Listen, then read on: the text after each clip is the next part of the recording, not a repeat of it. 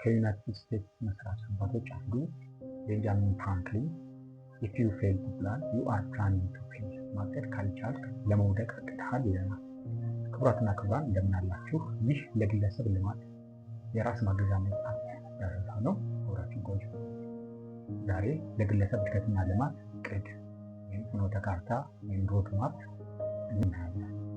እንደ ግለሰብ ራሳችንን በትክክል አውቀን በህይወታችን ውስጥ ማሻሻያ ወይም ለውጥ ለሚያስፈልገንን ነገሮች ወይም ነገር ለይተን ለውጥ ለማምጣት መጀመር ያለብን ከእቅድ ስለሆነ በዚህ ቪዲዮ ስለ ግለሰብ እድገትና ልማት እቅድ እናያለን።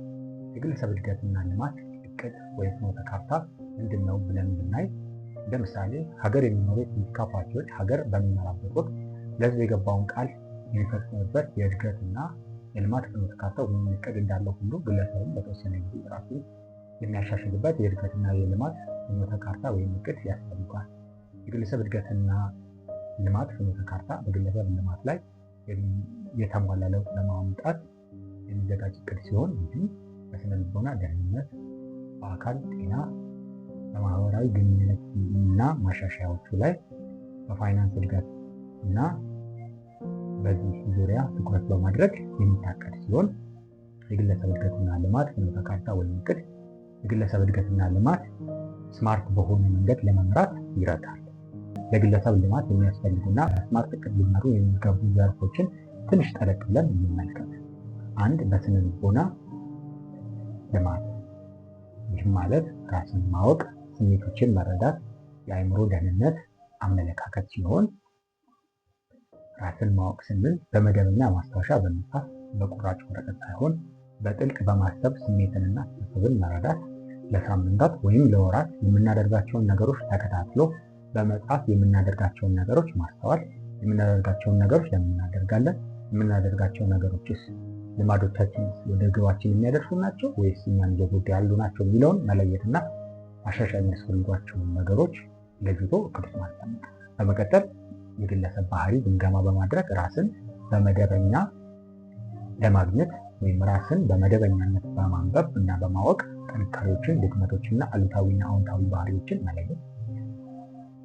በስነ ልቦናዊ ልማት ውስጥ አሁንም ስሜቶችን ስለመረዳት ስናይ የሰው ስሜት በቀላሉ ማንበብ የምንችል ሰዎች ነን ወይም የራሳችንን ስሜት መረዳት የምንችል ሰዎች ነን የሚለውን ማወቅና በዚህ ዙሪያ ላይ ኢሞሽናል ኢንተሊጀንስ ላይ ያለንን እውቀት ወይም ክህሎት ማዳበር ያስፈልጋል ማለት ነው። ይህ ማለትም ርህራሄና በጥንቃቄ ሰዎችን የመስማትን ማሳደግ፣ ተግባራዊና ውጤታማ የተግባቦት ቴክኒኮችን መማር፣ የስሜት መቆጣጠሪያ ስልቶችን መማር፣ የአእምሮ ደህንነትን በተመለከተ አስፈላጊ ከሆነ ባለሙያዎችን በማናገር ቴራፒ ማግኘት፣ ለበቂ እንቅልፍና ምግብ ጊዜ መስጠት፣ ሆቢስ ኤንድ ኢንተረስት ማሳደግ፣ አመለካከትን በተመለከተ በቀጣይነት መማር እና የእድገት አመለካከት ግሮዝ ማይንድ ሴት ማሳደግ፣ አመስጋኝነትና አዎንታዊ አስተሳሰብን መለማመድ፣ የሚገድቡ አመለካከቶችን፣ አስተሳሰቦችን መቋቋምና ማሸነፍ። ሁለተኛ የአካል ደህንነት ሲሆን ምግብ፣ የአካል ብቃት እንቅስቃሴ፣ እንቅልፍ እና የጤና ምርመራ ሊሆን ሲችል ምግብ ስንል በፍራፍሬ በአትክልትና በጠቅላላ ወይም በጥቅል እህሎች ሆል ግሬን ልንለው እንችላለን የተሞላ አመጋገብን መለማመድና ማዘውተር፣ በቂ ውሃ መውሰድ፣ ዘይትና በስኳር የተሞሉ ምግቦችን አለመውሰድ ወይም መገደብ። የአካል ብቃት እንቅስቃሴ ስንል የአካል ብቃት እንቅስቃሴ ተስማሚነትና ሚዛንን በመጠበቅ ለእነዚህ ቅድሚያ መስጠት፣ ካርዲዮና የኃይል ስልጠና ማድረግ፣ በሳምንት ቢያንስ 150 ደቂቃ መካከለኛ ደረጃ የአካል ብቃት እንቅስቃሴ ማድረግ ወይም ጀማሪ ከሆኑ ለጀማሪዎች የሚሰጥ የአካል ብቃት እንቅስቃሴ መጀመር፣ ጀምረውም ደግሞ ከመካከለኛ ደረጃ ከፍ ያሉ ከሆኑ ከዛ በተበለጠ ሁኔታ ራሱን ሊያሳድግ ራሱን ሊለውጥ ወደሚችሉ ከፍ ያሉ የስፖርት ደረጃዎች ማደግና መስራትን ያካትታል። እንቅልፍን በተመለከተ ተመጣጣኝና በቂ የሆነ የእንቅልፍ ሰሌዳ ማቋቋም፣ ዘና የሚያደርግ የእንቅልፍ በፊት የሚደረጉ ተግባሮችን መለማመድና እነዚህ ልምዶች ማቋቋም፣ ምቹ የእንቅልፍ አካባቢዎችን ማረጋገጥ። የጤና ምርመራ ስንል በመደበኛ የአካል ምርመራና ክትትል ማድረግ፣ ዓመታዊ ምርመራዎች በየወቅቱ ሐኪም በሚያዘው መልኩ ተገቢውን የጤና ክትትል ማድረግ፣ አስቀድሞ መከላከልና ክትባት ሊሆን ይችላል። ሶስተኛው የተሻሻለ ማህበራዊ ግንኙነት እንዲኖረው ሰው በዚህ ዙሪያ እቅድ ሊያስቀምጥ ይችላል ማለት ነው። የተሻሻለ ማህበራዊ ግንኙነት ስንል ምንድን ነው ብለን ብናይ የተግባቦት ክህሎት፣ ኔትወርኪንግ፣ ግንኙነቶች ወይም ሪሌሽንሺፕ እና ማህበራዊ ክህሎቶችን ለማሳደግ ማቀድ ሊሆን ይችላል ማለት ነው። ይህም የተግባቦት ክህሎት ስንል በጥንቃቄ መስማትና በትክክል መናገር፣ ከሰዎች ጋር ስንነጋገር በርህራሄና ሰዎችን በማክበር መስማትን ማሳደግ። ኔትወርኪንግ በተመለከተ ኢንዱስትሪ ሁነቶችና ኮንፈረንሶችን መሳተፍ፣ የሙያ ድርጅቶችን መቀላቀል፣ የመስመር ላይ መድረኮችን እንደ ሊንክዲን እና ሌሎች ማህበራዊ ግንኙነቶችን መጠቀም። ግንኙነቶች ስንል ከተወዳጆች ጋር ያለን ጊዜ ለዛ ጊዜ ቅድሚያ መስጠት፣ በጥንቃቄ መስማትና በግልጽነት የተመሰረተ ግንኙነት ማሳደግ። ግጭቶችን በገንቢ መልኩ ለመፍታት መሞከር ወይም በገንቢ መልኩ መፍታት። ማህበራዊ ክህሎቶች ስንል በህዝብ ፊት የሚደረግ ንግግርንና ንግግር የማቅረብ ክህሎቶችን ማሳደግ። የውይይት የድርድርና የመስማት ጥበቦችን ወይም ክህሎቶችን መማር። አራተኛው በፍኖተ ካርታ ውስጥ መካተት ያለበት እንደ ግለሰብ እንደየሰው ቢለያይም እንዲታቀድበት የሚያስፈልገው ዘርፍ የፋይናንስ እድገት ሲሆን አክቹዋሊ ሁሉም ሰው ሊያቅደው የሚገባው ጉዳይ ሊሆን ይችላል አንሌስ በጣም ፕሪቪሌጅ ካልሆናችሁ እና እጅግ ሀብት የበዛበት የተወለዳችሁ ብትሆኑ። እንደዛም ቢሆን ግን ያለውን ሀብት ለማስተዳደር እና ማክሲማይዝ ለማድረግ ለማሳደግ የፋይናንስ እውቀት ወሳኝ ነው። የፋይናንስ እውቀት ስንል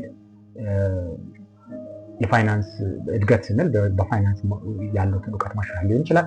በመደበኛ የበጀት አያያዝ፣ ቁጠባና ትርፍ ላይ መረዳት መኖር፣ የግለሰብ ፋይናንስ እቅድ ማዘጋጀት፣ ዕዳን በትክክል መቆጣጠር፣ ገቢ ፈጠራ፣ የገቢ ምንጮችን መለየት፣ ዋና ስራ፣ ተጨማሪ ስራ፣ ኢንቨስትመንቶችን ማድረግ፣ በቀጣይ ክህሎቶች እና በቀጣይ የሙያ ክህሎቶች ልማትና የሙያ እድገት ላይ መስራት፣ የንግድ ዕድሎችን መፈለግ። ሀብት መገንባት ስንል ደግሞ ንብረት ማፍራት ሊሆን ይችላል። አክሲዮኖች መግዛት፣ ንብረት ማፍራት፣ ንብረቱን በትክክል ማስተዳደር፣ ንግድ እና የንግድ እንቅስቃሴ መከታተል፣ የአደጋ ጊዜ ቁጠባ መፍጠር፣ የጡረታ እቅድ ማዘጋጀት፣ የፋይናንስ ስነ ምግባር መገንባት።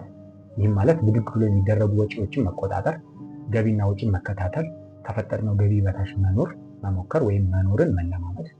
አምስተኛ ማጣመርና ሚዛን መጠበቅ ላይ ልናቀድ እንችላለን። ኢንቴግሬሽን ኤንድ ባላንስ ልንለው እንችላለን። የአእምሮ አካል ግንኙነት ስንል የአእምሮ አካል ግንኙነት በቀጣይ መማር፣ ግን ማስቀመጥና መከታተል፣ አእምሯችንና አካላችን እንዲያርፉና እንዲጣመሩ ማድረግ፣ በጸሎት በተመስጦ ውስጥ ሆኖ ራስን ማዳመጥ፣ የስራና የግል ህይወት መካከል ትክክለኛው ሚዛን መጠበቅ፣ ራስን መንከባከብና ጭንቀትን መቆጣጠር መማር፣ በቀጣይነት መማር፣ መጽሐፍትን ማንበብ፣ ወደ ወርክሾፖች መሄድና የመስመራዊ ኮርሶችን መውሰድ፣ መምህሮችንና ኮቾችን መፈለግ። ስልጠና የሚያስፈልገን ዘርፍ አለ እና የግድ እነዚህ ሰዎች ገዛ የሚያስፈልገን ከሆነ ማለት ነው። ከሚያዘናጋን ምቹ ቦታ ወጥቶ አዲስ እርምጃ መውሰድ፣ ከኮምፎርት ዞን መውጣትና ራስን ቻሌንጅ ማድረግ፣ ግን ማስቀመጥና መከታተል፣ ስማርት የሆኑ ግቦችን ማቀድና ያንንም መከታተል መፈጸሙን በትክክል ማረጋገጥ ማለት ነው። ስማርት ማለት የምታውቁት ታውቃላችሁ፣ ብዙዎቻችሁ ለማታውቁት ግን SMART ማለት ባጭሩ ሲሆን ይህም በተወሰነ በሚመዘን በሚፈጸም እውን የሚሆን እና በጊዜ የተገደበ ግብ ማስቀመጥ ማለት ነው። ስፔሲፊክ SM ሜዥረብል፣ A አቴይነብል፣ R ሪላየብል፣ T ታይም ባውንድድ የሆነ እቅድ ማስቀመጥ ማለት ነው። እቅዳችሁ ስማርት እቅድ ነው ማለት እነዚህን ያሟላ ነው ማለት ነው። እቅድን በመደበኛ መገምገምና ማስተካከል፣ የተደረሱ ደረጃዎችና ስኬቶችን ማክበር። የግለሰብ እድገትና ልማት ፍኖተ ካርታ ከአንድ ግለሰብ ግብ እና ክህሎት ጋር በማስማማት አስፈላጊ ነው። ትኩረት፣ ትዕግስትና ራስን መቆጣጠር እና ተገቢውን ጊዜ መስጠት የግለሰብ እድገትና ልማት ለማሳካት ቁልፍ ናቸው።